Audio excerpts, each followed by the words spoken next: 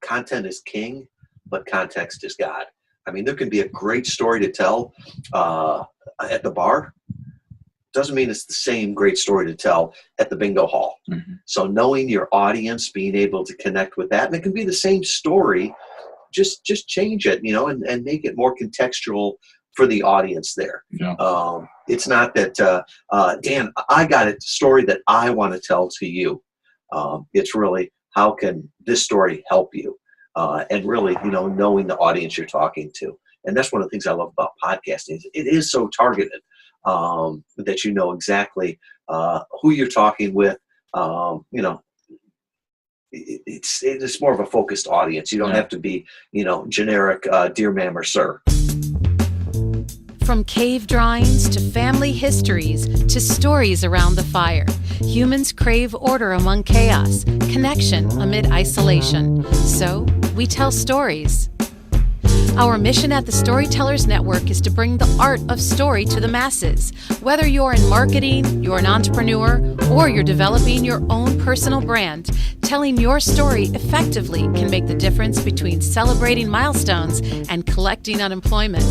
The Storytellers Network strives to help storytellers tell their stories so you can learn from the best. Now, your host, the inbound evangelist himself, Dan Moyle. Welcome to the Storytellers Network podcast. I'm so glad you're joining me today. In this episode, we're going to hear from a podcasting expert because of how many shows he's actually guested on. He doesn't have his own podcast. He goes on other shows. So in this season of Podcasters, this guy he's the founder and CEO of podcast interview marketing pioneer Interview Valet, the company that I work with. Tom Schwab drinks his own Kool-Aid. He estimates his podcast interview count at well over 1,200. That's just crazy. And full disclosure, of course, I work with Tom and we've been friends for quite a few years. And today, Tom shares that with the Storytellers Network, his personal and professional storytelling craft, his successes and his stumbles, in other words, his story.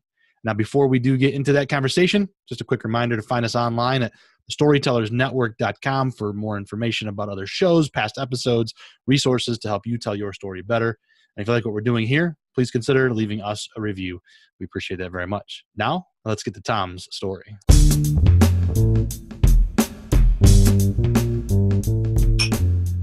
a podcast.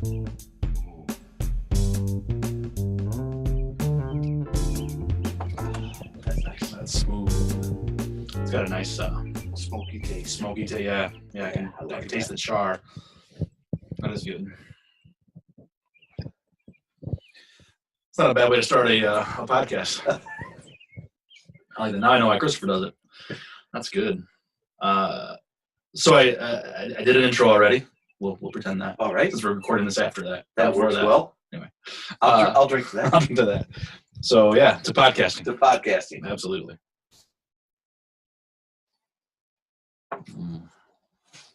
So season 2 of the Storytellers Network is underway, and I'm interviewing podcasters. Now, when I asked you, Tom, to be on the show, it wasn't because you have a podcast. It's because you go on podcasts. You tell stories there, I would guess, right? Very much so. Do you consider yourself a storyteller? Yes. Yeah. I mean, to me, that's what podcasting is all about. Nobody likes an infomercial. Everybody likes a story. That's what's memorable. And we've all got a story to tell. What's ordinary to you is amazing to others. Absolutely. And which is the title of your fictional podcast, which I think would be a great show. So maybe we'll get that going. So have you always been a story? Now we've been friends for a long time, and I love listening to your stories and telling you stories, and we share this quite often over a whiskey or a beer or whatever. But have you always been a storyteller, do you think? To me, it was just normal, right? My grandpa was Irish, Jimmy Cunningham. So there was always a story involved in some place. And to me, there was no other way to do it.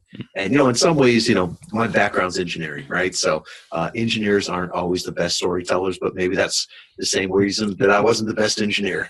I like that. So how do you go from engineering into I mean, I consider you a marketer. Mm-hmm. You said before I'm really bad at that, but no, I think you're really good at it. And how do you go from engineering into marketing? Well, I think it was like what's ordinary to you is what you're supposed to do. So I went to the Naval Academy, and there was 2 types of degrees: engineering degrees and BS degrees. So 80% of the academy was engineers. And that's really what they wanted. So with that, I just thought, well, mechanical engineering, that sounds interesting. So I went through there, then ran nuclear power plants on the Navy. And I loved the process of it, the team, actually doing stuff, but actually the sitting down, engineering, the design work. Oh, that just sucked the life right out of me. And so while I was good at it, boy, it didn't fulfill me. So with that, I realized this is not what I really want to do. So, when I got out of the Navy, started to work in engineering, then in operations, and my heart was in, I wanted to go out and sell, and they said, no, engineers can't sell. So I proved them wrong. So you went into sales before marketing. I mean, now you're a business owner, an entrepreneur. So you do marketing as part of what you do. But you went into sales, not marketing. Correct. I wish my dad was here to tell his version of the story. So when I got out of the Navy and left a career where he said, all you got to do is put another 15 years in. When I left there, he called me a fool. When I left operations and went into sales as a straight commission, then he called me a damn fool. Now he did live long enough to say that was a great decision on my part, but made for a great story. That's awesome. So what is it that you love about storytelling? You mentioned your grandpa, you mentioned just a story from your dad right there. So whether it's personal like that or whether it's for business, I mean, maybe they're different, but what do you love about stories? To me, it's the only thing that's memorable, right? You go through a conference, you go through anything, and you don't remember all the facts, you don't remember the bullet points in there, but you remember the stories that go along with that. And to me, the stories tell the information that you want people to remember. And to me, it's just almost that nostalgia thing too. So my dad's been gone now 17 years, but every time I tell a story about him, I remember him. Or every time I tell a story about my grandpa, who's been gone, 30 years probably, I still remember him. And to me, that's just a great way for things to live on in eternity. I think if you look back, this whole idea of we've been storytellers as people for thousands and tens of thousands of years. The idea of that, PowerPoint presentations and bullet points and everything like that, that's relatively new in the world. At our heart, we listen to stories and we tell stories. So what's one of your favorite stories from your grandpa? Oh, I think I know of one at least, but I may only know one. So if that's the one, great. But if not, I want to hear something different. I don't know. It's like the favorite story or favorite joke. I always remember his favorite joke, and he was 100% Irish, Jim Cunningham, and great story growing up. As he always told us, he was a leprechaun as he was growing up, and we didn't know any different. And every time St. Patrick's Day would come around, he would say, "I'm going to show you my leprechaun outfit." And we would always get so excited. It was like seeing Santa Claus. And then it was always somebody else had it. It was down at the cleaners or something like that. But we looked forward to that. So from that standpoint, he always had a story. He'd tell us about the potato famine. He had no idea about the potato famine. He wasn't there, but don't let the facts get in the way of a good story. And he'd tell us that, the potato famine was awful. You couldn't get French fries. You couldn't get mashed potatoes. There was just no potatoes anywhere. What about the best piece of advice he ever gave you? Oh, I would have to say the best piece of advice he gave me was also the worst business advice he ever gave me. And it's the only wrong thing that old Irishman ever told me. I was 17 years old, getting ready to go to the Naval Academy, sitting down with my grandpa having a beer. He probably thought it was my first beer. I wasn't going to change his mind on that one. But he was a great businessman. He ran an auto shop, mechanics, had a few people working underneath him. But he told me, choose carefully who you drink with, because you can't choose who you work with. Now, Dan, for him, that was truth. In his reality there, if you had a car and you were within 10 miles of St. Charles, Illinois, you were his customer. Yeah. And I look back on that now and it's like, wow, how the world has changed. We get to choose who we work with. And it's like, if I don't want to drink with somebody, if I don't want them around my business or my family, I don't want them around my business. So we are very blessed in our lives to have that. So I wish he was alive here today to see how the world had changed. I no kidding. Which is a great point too. Each of my interviews, I typically start with, where are you in the world? So obviously we're next to each other. I know where we are, but the idea is you don't have to work with only the people that are near you, because we're in Southwest Michigan. Yeah, we work with, now obviously I work with you, and listeners know that I work at Interview Valet, but we have clients all over the place. What's some of our longest area clients or furthest away? Dubai, United Arab Emirates is a normal day for me here in the suburb of Kalamazoo. Yeah, it exists. Talking to somebody in United Arab Emirates, then talking to somebody in Singapore, Australia, or anywhere around the world. And to me, the stupidest question I get asked now is, where do you work at? And it's like, work is what you do, not where you go. Yeah. And I love where I live. There's great people here, but they don't understand how interconnected the world is with the internet. Yeah. A lot of people that still go to the factories and stuff, and sometimes I try to explain to them what I do, and when they just sort of glaze over, I'll just say, well, did you ever see the movie Breaking Bad, that series? And that pretty much stops the conversation right there. I do that. No, I don't do that. Well, sort of that. No, never mind. I don't say I do it or not. I just refer to the movie. Yeah, there you go.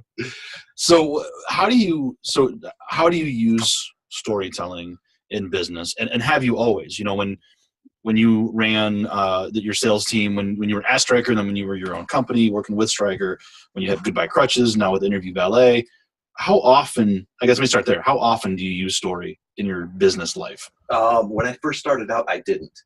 I wanted to dazzle them with brilliance. And I ended up baffling them with BS. When I first started out, I'm an engineer. I understand this stuff. Let me teach it to you. Yeah. And, selling to orthopedic surgeons. And a lot of times they would just sort of glaze over because I was saying all the right facts, but they wouldn't remember facts. Yeah. And what was important to them. I had to figure out the story that they resonated with, that hit their high points there. And to me, it took me a few years to figure that out. But when I did, my life improved, my performance improved, my sales improved, and the relationships too. Because you tell somebody all the facts, it doesn't build a relationship. It doesn't really do the sales either. Facts tell, stories sell. So the more I started to be able to tell people's story, what was important to them, make them the hero of the story, on why this was important to them. That's when things really started to change. And it's more fun. I'm like, I went back and I'm like, oh yeah, this is what my grandpa used to do all the time. He's just sitting around telling stories around the engine. No, he's actually making sales. Like, oh, okay. Exactly. And everybody wanted to come and talk with them. I always say that when people talk about legacy, legacy is not what's chiseled on your tombstone. It's the stories that are told around your coffin. And one of my, can you say favorite funerals? Yeah, one of my favorite funerals was my grandpa's. Because all his buddies were around there telling stories of things that he had done that he had never shared. Yeah. The customer that came in and was a jerk and said that he wanted his car painted and it better be painted. The whole thing better be painted by the time he came back at 5 p.m. And he came back at 5 p.m. and my grandpa had painted the entire car. Guy never said that he wanted taped out or anything like that. And my grandpa did a good job, I guess, from what his buddies were saying. He got the windows, he got the wheel wells, he got everything. The guy came back and his car was painted. That could be a favorite funeral. I love that of you. Your legacy is the stories told around your coffin. That's awesome. Because I've been to funerals lately in the last year, quite a few it feels like. And it is, man, it's those stories. Whether it's those personal ones, whether it's connecting with a potential client, like that is what draws us in, isn't it? It's so cool. What do you think was one of the biggest challenges with storytelling? I think it's putting yourself in the person's place that's listening. Why is it important to me? Content is king, but context is God. I mean, there can be a great story to tell at the bar. doesn't mean it's the same great story to tell at the bingo hall.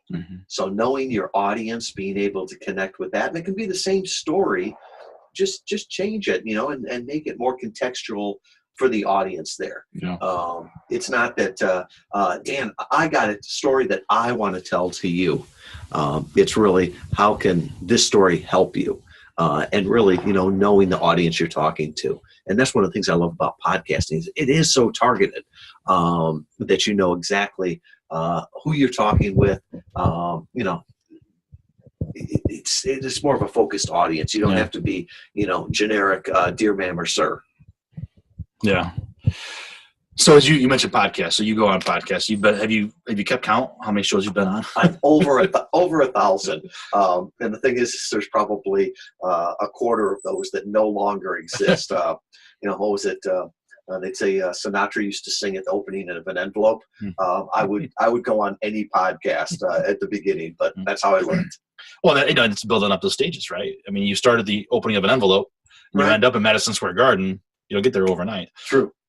So when you tell stories on all those shows, hundreds and hundreds or thousands, whatever you want to say, but you're on all these stages, where do those stories come from? I mean, are you a reader? Are you a listener? Are you just a networker?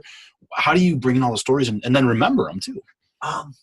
Well, first of all, I'm an audible learner, right? And I've always known that. There are other people that could go to class and sleep during class, and then they'd read the book. I just had to listen. I wouldn't read the book. I just listened to what was said and figured that was the important part. So knowing how I learn, but then the standpoint of, I think with practice, your stories get better. It's not a new story every time, and sometimes my wife prays that she'll get Alzheimer's someday, so that every time she hears the story, it'll be different. Yeah. But I think as you tell the story more and see what resonates with people, what doesn't, at that point, working through it, seeing what resonates best, what people like, the stories that they ask for, the responses from it. And in some ways, that can be tough in a podcast, right? Because if you're on a live stage, if something goes over or bombs.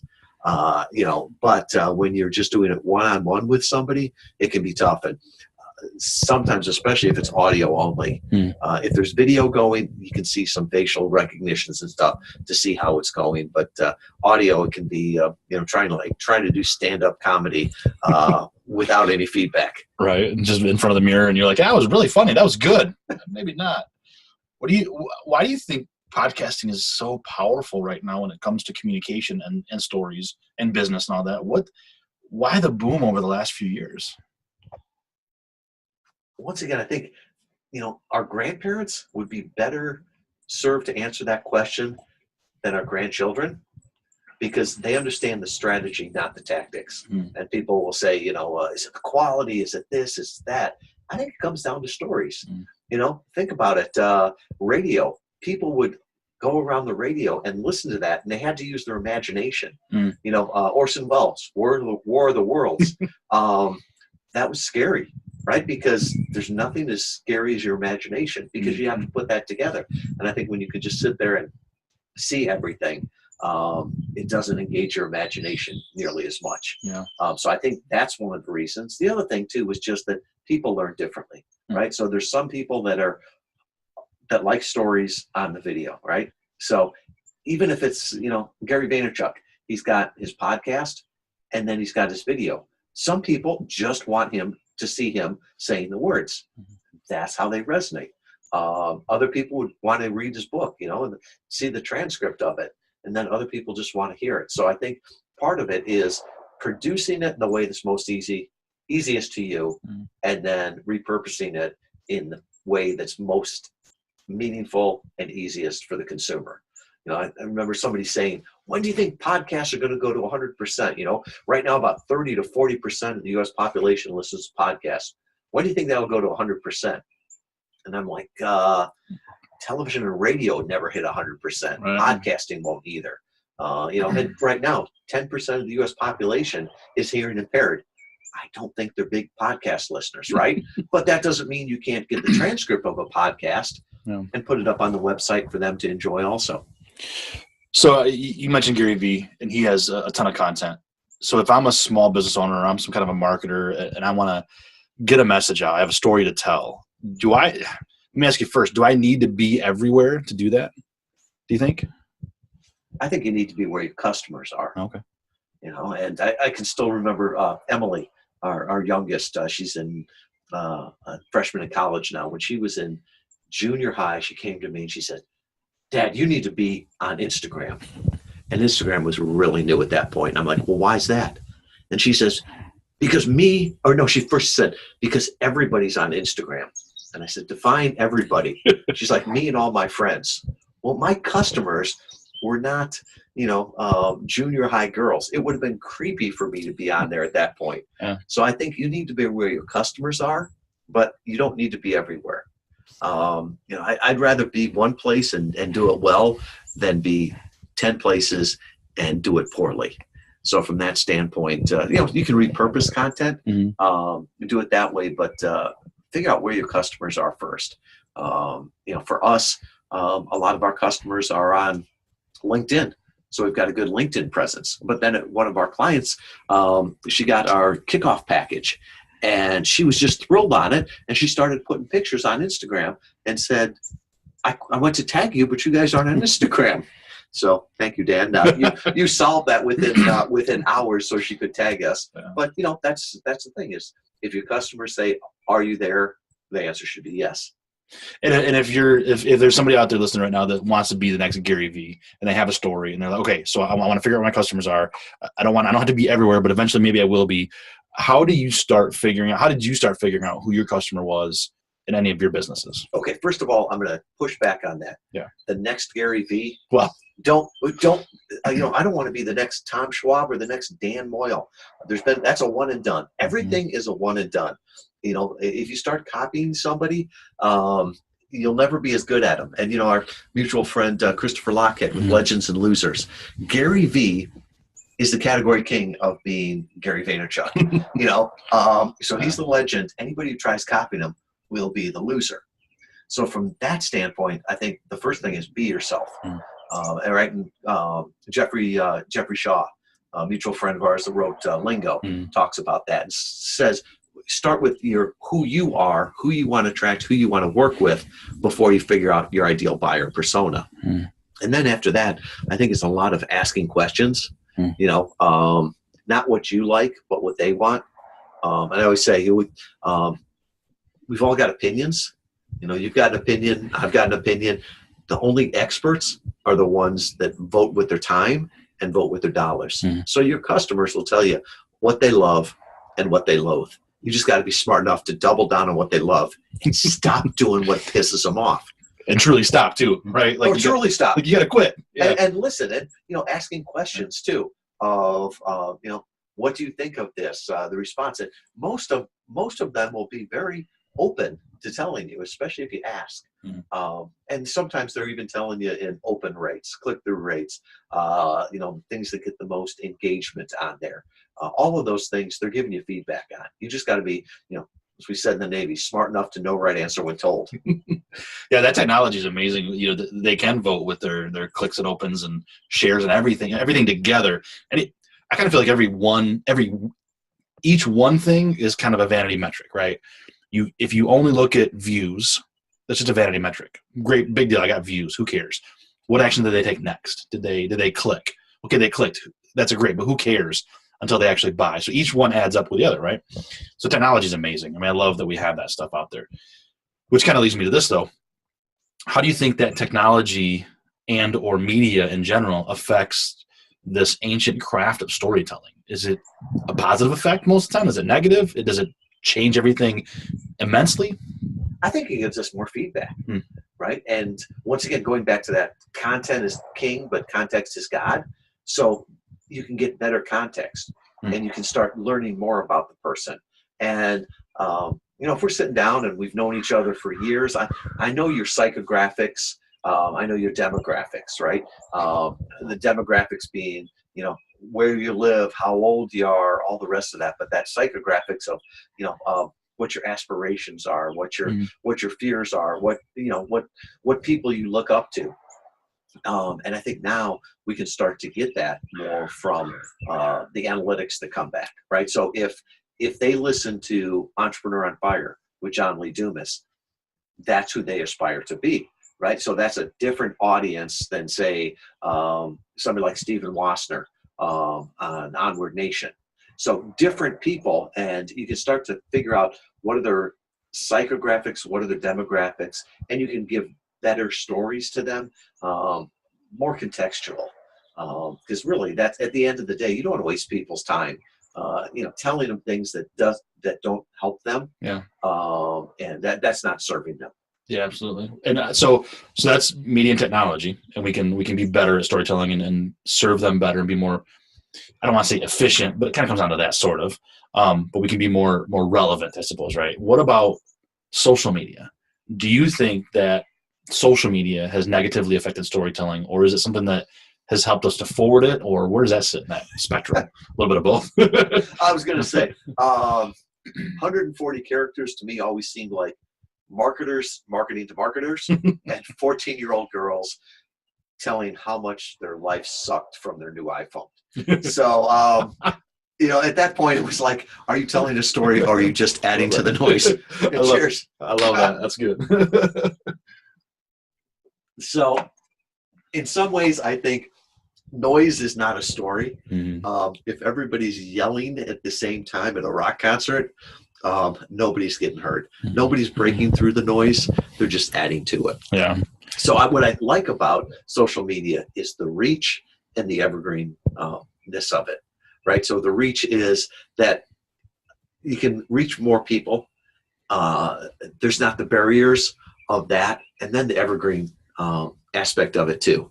I wish that those stories that my grandfather told were captured. Mm-hmm. And now to think that the things that we're talking about now are captured. And so somebody can listen to them, when this posts, somebody can listen to it a week later, a year later. Someday our grandkids are going to be listening to this podcast interview and laughing at us for the predictions we make. But, hey, we're old. They still don't have flying cars. I don't know what's going on here. That's right. That's what. So from that standpoint, I think it's a tool, right? Yeah. There's good to it. There's bad to it. And like all tools, it amplifies your ignorance or your creativity. So if you're a bad storyteller, you can tell more bad stories more often to more people. And that's called spam. Yeah, exactly. Or if you're a good storyteller, you can leverage it that way too. And if you are telling stories or you have a business, you have a book, maybe whatever it is, how can you get that story out today without trying to just shout above the noise at a rock concert? Especially if you're just starting out. Like if you have a long-term Twitter account, you have followers, you have reach, that's great. But if you're just starting out today with basically nothing, how do you even get that story out there into the world? I think it's telling it to the right people, right? Just because we've got access to 2 billion people doesn't mean that 2 billion people want to hear you, right? And you got to be okay with that. That it's okay that everybody doesn't want to read your book or hear your story. Like going back to what my grandpa said, choose carefully who you drink with because you can't choose who you work with. Well, choose carefully who you reach out to. You don't want to spam them. You want to serve them. If they resonate with your story, that's great. If they don't, you don't want to have to change them, nor do you want to change who you are or what your story is there. But I would say the big thing is a conversation, right? To ask questions, to get feedback. So it's not a monologue. So that it's actual discussion. Because when people start to engage with the story and feel part of it, then they remember it and share it a whole lot more too. Yeah. Now you've used podcasts to get your story out quite a bit, obviously. And that's what we do at Interview Valet, obviously. So we like that. Do you think that works for everybody? Does being a podcast guest basically work for all of it? No, it doesn't work for mutes, right? And mimes. Mimes have a very hard time on podcasts. But that last guest that we had was a mime, and that didn't work. Okay, all right. I guess I see that. He was good. He was a good mime. I don't know. No, I don't think every medium works for everybody, right? Certain people are better on different mediums, right? So some people are really good on video. Some people are good on audio. I think it's more accessible to people with podcasting, right? Because we talked to a lot of our clients and said, hey, would you drive across town to talk to 10 ideal customers? Would you drive across state to talk to 100 customers? Would you get in a plane to talk to 1,000 customers? And then we said, well, you don't have to. You can stay at home, stay at your office and talk to them on a podcast interview. You can always tell somebody's face when they're scared of public speaking or an introvert. You say 10 people and you can see tenseness. You say 100 and they get sweaty, and 1,000 and they start to do the baby burp in the back of their mouth there. But I think, so from that standpoint, you can do a podcast. It's much more accessible. We're just sitting out here talking, right? We were going to talk the same way, whether or not it was being recorded or not. And most of the podcast interviews are, done over Skype or phone or Zoom, something like that. So it's, I always say the best podcast interviews are sitting down and it's like two people talking at Denny's. And it would be rude for you to turn around and get into the conversation and rude to turn around and watch them. But you just sit there and just sort of eavesdrop and listen to them. And some of the interviews are held at Denny's at 8 a.m. or noon, and some podcast interviews are held at Denny's, 30 minutes after the bars close. It's just different conversations. Exactly. So I love the whole idea of podcasts and being with Interview Valley now for a year at this point. I've been able to be on some podcasts, get to know some podcasters. This medium is absolutely amazing, and I can't believe I'm a part of it. I have some that I listen to pretty regularly. I don't know if I have a favorite necessarily, but I have favorites for different things. Do you listen to podcasts pretty regularly? Do you have some? I mean, again, I don't mean to put you on the spot because I know you listen to a ton of them for our clients, for your friends, for all these different things. But do you have some that you go to pretty regularly? I do, but I would also say that I don't want to always keep going to the same ones every time. Yeah. I think one of the great things about this medium and about, technology as a whole is that you get to choose what you listen to.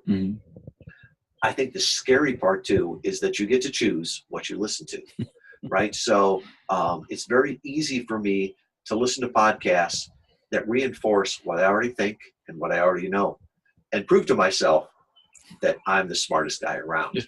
But the problem is that if you're not learning, you're probably the stupidest guy around. So from that standpoint, I will listen eclectically to different podcasts. And one of the things I love is that every podcast that our guests go on, I'll listen to the first one or two podcasts to give them feedback on it. And I have listened to podcasts that there is no way that I would have. Yeah. Adoption Now. I wouldn't have listened to that podcast, but it was amazing. And I got to learn different things from there. And so from that standpoint, I love the idea of cross-pollination. Yeah. That the only way you get fruit in nature is through cross-pollination. And I really believe it's the same way for us. The only way you're going to bear fruit in your life is to be exposed to new ideas, new people, and that doesn't come by accident. So for me, I'll see a new podcast pop up, and I'll listen to it for the first 5 minutes. If I like it, I might listen to 3 or 4 of those. I'll recommend it to somebody else. I might cherry pick different guests. A lot of times people say that they want to get the big guests on, so that they can get the audience with it. I think Gary Vee is great. Dave Ramsey is great.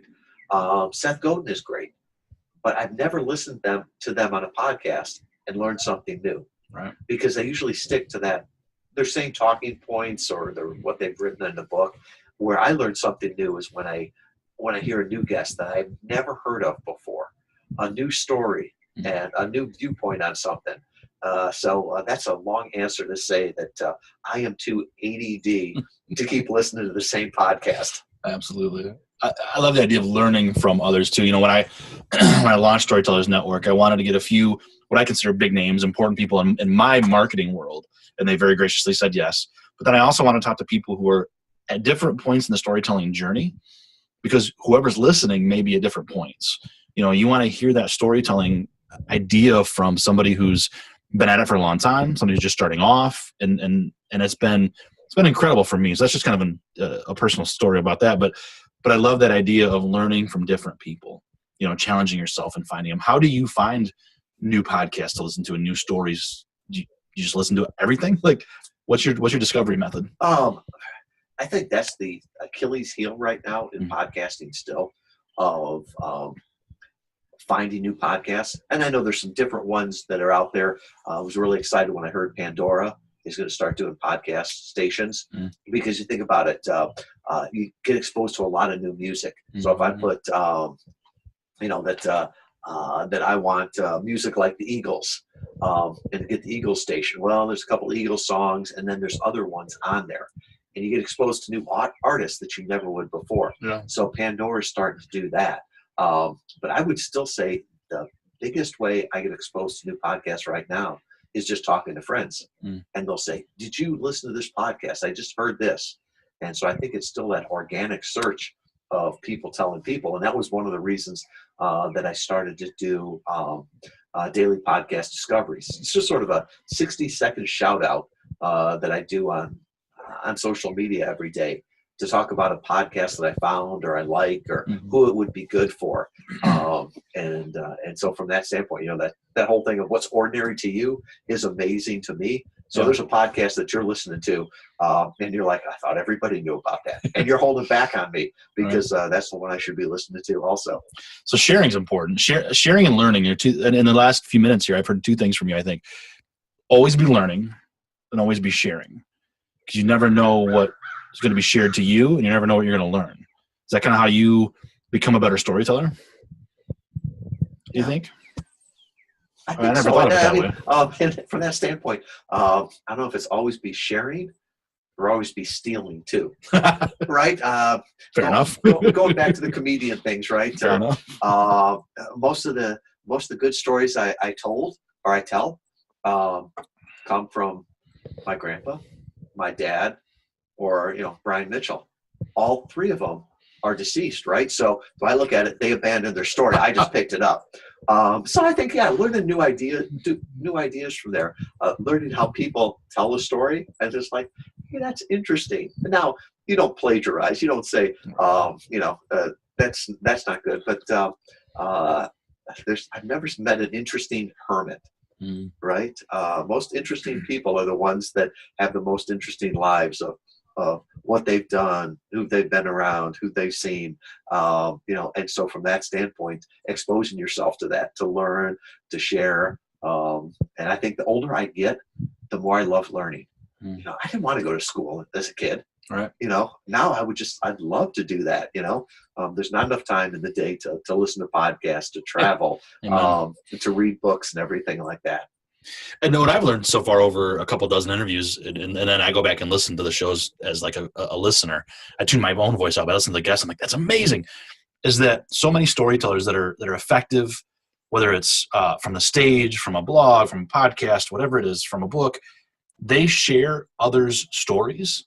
So I think that's a really important thing to think about, especially as to the listeners, is gather stories and share them. I mean, give credit, obviously, but David Meerman Scott's one of my favorite marketers out there, and he was guest number one on the series. So season 1, episode 1 was David, and he doesn't. I've never heard him share a story about himself. He shares other people's successes, which is, first of all, positive, which I love. And then it's just, it teaches you. So I love that. So I don't see it as stealing, although they may be deceased. I don't think you're stealing. You're carrying that legacy on. But yeah, you have to be a story sharer in a lot of ways too. Don't you think? Yeah. And I agree with you. And now that you say it, as soon as you said David Meerman Scott, all I could think of was the Grateful Dead. Yeah. Because he tells so many stories about what they did and how it impacted marketing. Yeah. And he ties it together. And so from, once again, making somebody else the hero of the story. And just for the record, at the Naval Academy, we were on the honor code. So you couldn't lie, cheat, or steal. But you could liberate things that didn't want to be there. So maybe I liberated stories from the grave. But I love that. So I see you as a person, you know, like I said earlier, we've been friends for a long time. And in the intro, I talk about, you know, how we've known each other, but I admire you. You're a bit of a mentor to me. So I appreciate it. All that stuff. But I want to say this. I look at you as a guy who's kind of made it in the world. I mean, you've started businesses. I don't know if you consider yourself a serial entrepreneur, but you've made it. You've done well for yourself. You've set up a life for yourself. So you've made it. Doesn't mean that you're done working by any means. I know that. Do you see yourself as someone who's made it? No, not at all. No, and I felt awkward when you said mentor, right? Because you've mentored me as much as I've mentored you. I've learned, I would say, more from you than you've learned from me. And you know, over the years, you know, the lunch walks we would take, and sometimes even the questions that you would ask, I'd have to rethink the answer on that. And sometimes I would give you these sage words of wisdom, and I'm like, oh yeah, that reminds me, I got to go back and do that again now. You know, so from that standpoint, you know, I think you're supposed to surround yourself with good people, and that means, you know, people in front of you, people that are peers, and then people that are behind you. And the funny part is those people always change. So in one part of your life, somebody might be ahead of you, and in other ways they might be behind, and it keeps changing on that. But I'm honored to know you. We've got great stories there. I mean, the story of first meeting, you know, thanks to the technology. Yeah. Here we are. We probably work 3 miles from each other, live within 10 miles of each other, and we met on a webinar. You had to fly to Boston to meet some guy from Kalamazoo, Michigan. Thanks, Sam. Appreciate that. And see, I think that just kind of highlights the idea of the interconnected world we have, and yet we become so siloed in our world too. And so the story is, we were both using HubSpot as a marketing tool, right? And we're both doing this marketing. Everything's great. We have the same marketing consultant, Sam Malakarjanan. Sam's become a good friend of both of ours, which is awesome too. That connectedness is great. But Sam used to pit us against each other. And we didn't know it, but he was doing it, saying, well, I know this guy that's doing this. I know this guy's doing that. You know, you had a quiz that was amazing. I was doing a ton of content that was relevant and good. And so you're thinking, I can't keep up. And so he's pitting us against each other, which is awesome. But then I fly to Boston to HubSpot headquarters just to have this like intimate gathering with leadership and other people. And it was great.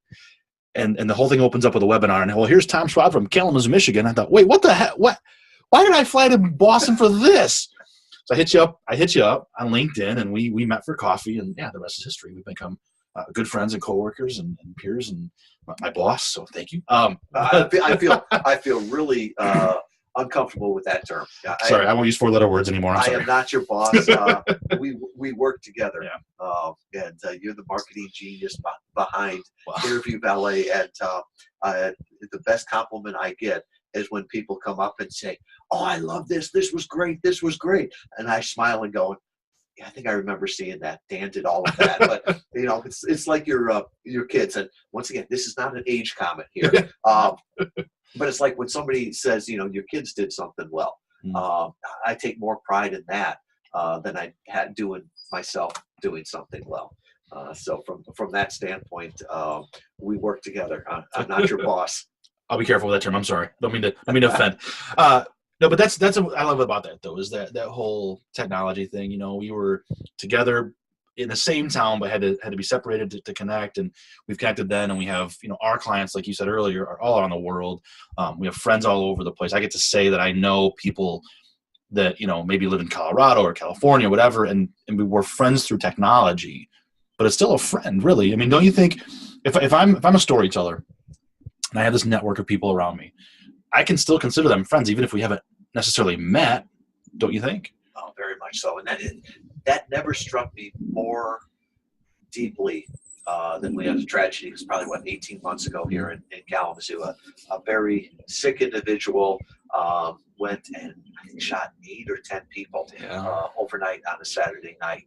I wake up on Sunday morning, look at my phone, and there's probably 10 or 12 text messages from people that I had never met in real life, but I knew from podcasts, podcast hosts, other people in the podcasting community. And I'm starting to scroll through these texts, and it's like, prayers for you and your family. Hope everything is okay. And there was one gentleman from South Carolina that had gone through a mass shooting. Their city, what was it?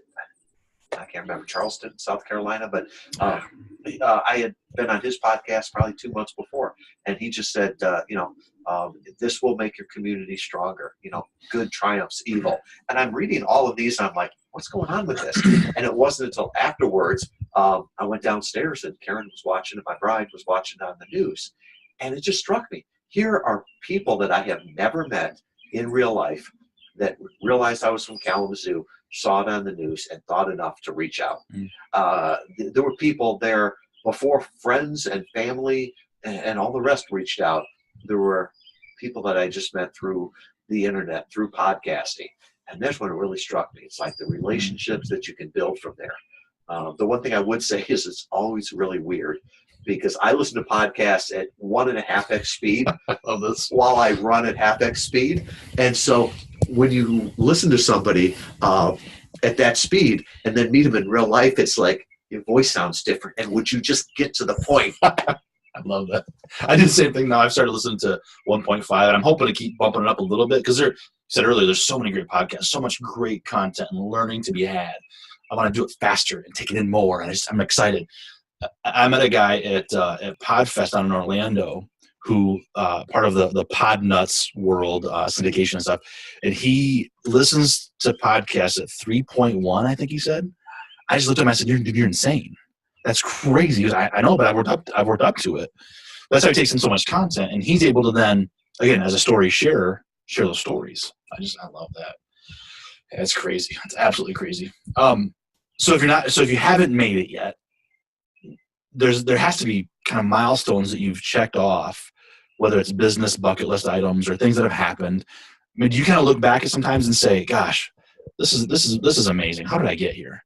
Oh, if you want to say that, I made it when I was born in this country, right? Well, yeah. We're blessed, right? I made it when I was born to a loving family. I made it when I got into the Naval Academy on a clerical error. Wait, what? I haven't heard that. I haven't heard that story. You haven't heard this a clerical error? Yeah, it was my God story, right? So I have no depth perception. So when I look through binoculars, I see two circles. I've known this my whole life, and they knew it on my physical, but they didn't catch it. So it wasn't until my senior year at the Naval Academy, going through my pre-commissioning physical, Bethesda Naval Hospital, and they give me the little test. Is the ball inside the box or out of the box? And I'm like, I don't know. I can't fuse images. They had never had somebody fail that test before. So it goes from the corpsman, asking the chief. The chief gives me the same test. And each one I told them, I don't know. I've got monoscopic vision. I can't fuse images.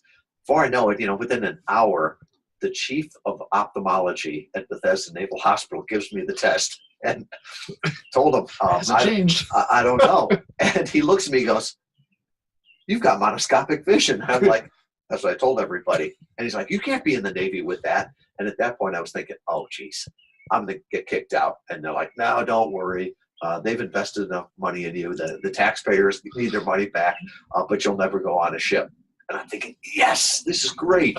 Well, they needed nukes at that point. So they gave me a waiver, and I got to go nuclear power. So monoscopic vision. You don't have depth perception. You're in charge of nuclear devices. Sure. All right, cool. I mean, as a civvy, like, that scares me, but obviously there are things in place that you are safe. But if you didn't that's want hilarious. You didn't want me driving ships and stuff like that, which I got to do also, but that's a different thing. I won't tell anybody, don't worry. That's awesome. That's hilarious. So anyway, you were saying you're blessed. Yeah. Like you've made it in that sense, right? Yeah, and I guess the big thing is, I referenced Brian Mitchell, a friend of mine. I wish you would have gotten a chance to know him.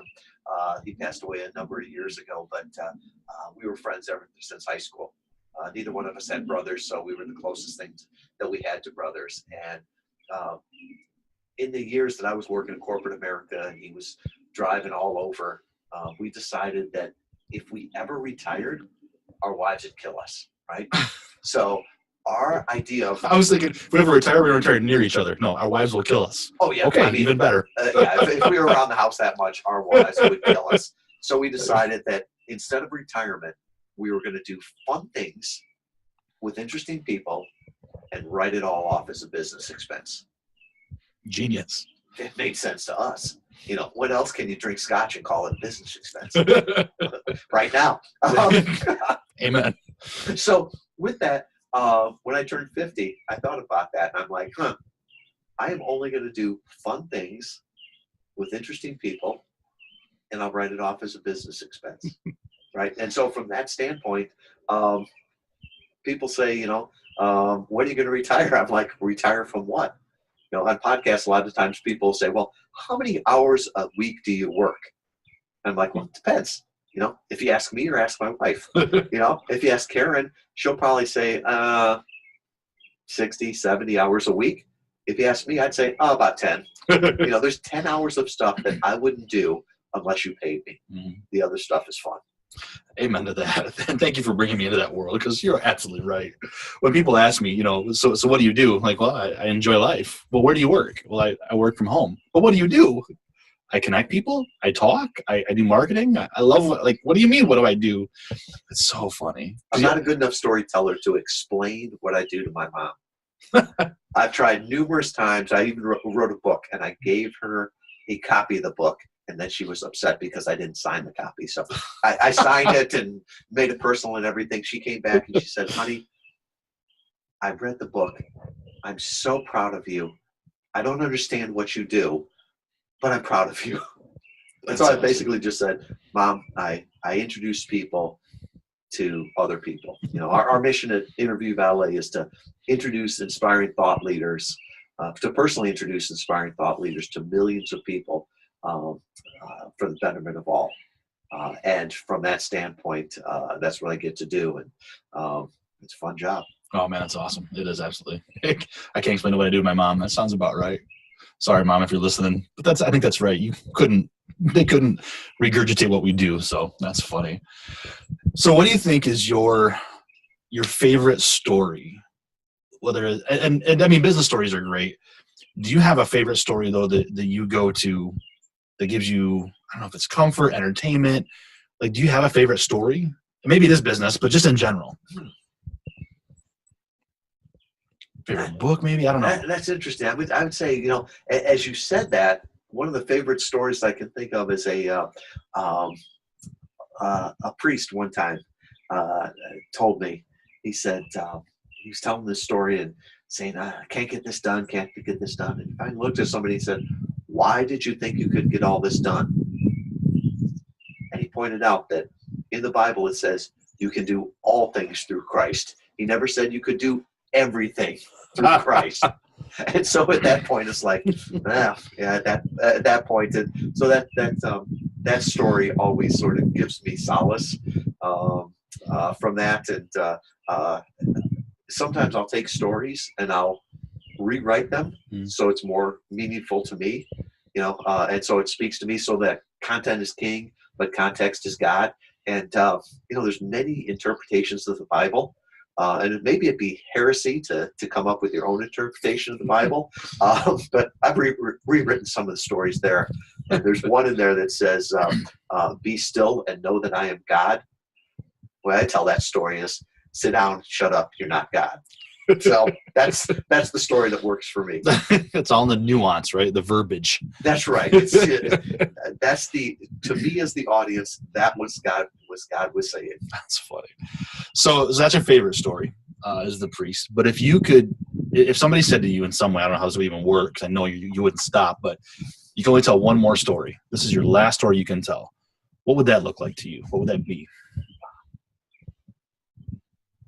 Wow, that's one of those big questions of what would you want that to be? I guess once again, not the story of what I would say, but what other people would say. I don't know that I'd want to tell my story. I hope the story is a whole lot longer than the story I tell right now.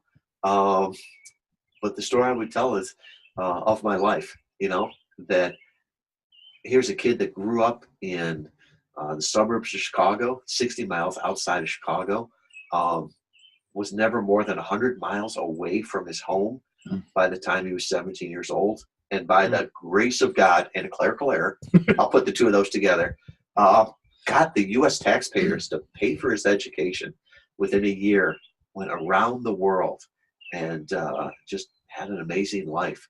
Got to meet amazing people. And, the richness of your life is the richness of your relationships. And so with that, the stories that I would tell is the stories of people that I got to meet, the stories of the people that I got to learn from. My bride, that I got to meet her, and she is proof that God loves me and wants me to be happy. I have no idea what it means with her relationship with the Almighty, but I don't know if it's just one story there. It's to me, it's like I said, with the legacy there. Somebody asked me on a podcast, what do you want chiseled on your tombstone? And I'm like, I think that's the most vain question to answer. I don't care. I'm dead. If I've got to chisel something into a piece of granite to prove that I was alive, then I wasn't alive. Right. So to me, the last story I want to tell is I want to shut up and listen to what other people tell the stories. And, don't let the truth get in the way of a good story. So if you want to embellish that story about me a little bit, that's fine. I'll have to do that. So you mentioned your book. You've got, obviously, Interview Valet. Is there one place that anyone can go find Tom Schwab the easiest? Where can people find you? I am the only Tom Schwab in all of Kalamazoo, Michigan. But still, you won't remember that. So we had talked about Interview Valet. So one of the things that we've always learned is make it easy for people on podcasts, right? So always send them to the same place. So if you go to interviewvalet.com/story, everything that Dan and I talked about will be there. All my social media, my contacts, my links. If you just want to, if you're hearing this on the interview, just the audio, and wonder, what does he look like? Go there. I'll put a picture of myself there. And then, really what's ordinary to you is amazing to me and to others. So if there's any way that I can be of service to you, help you get your story out there on podcasts, help you use podcast interview marketing, I would love to connect. Perfect. Awesome, man. Well, I tell you what, for the second time having a live interview, first time having whiskey on an interview. Cheers, man. Thanks for being a part of it. That was a lot of fun. I really enjoyed having a live podcast there at Tom's place and just having that conversation. Thank you so much, Tom, for being my guest on the Storytellers Network.